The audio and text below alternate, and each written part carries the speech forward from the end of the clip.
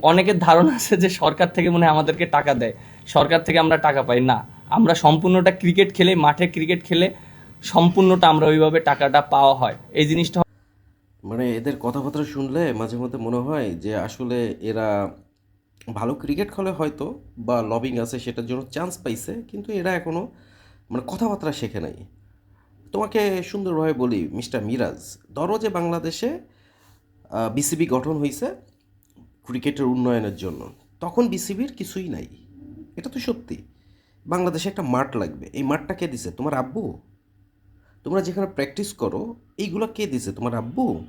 বিভিন্ন টাইমে বিভিন্ন জায়গা থেকে অনেক ভালো যখন পারফর্ম করছো বা যতটুকুই করছো না কেন, তখন গভর্নমেন্ট থেকে বিভিন্ন টাইপের অনেক গিফট করছে।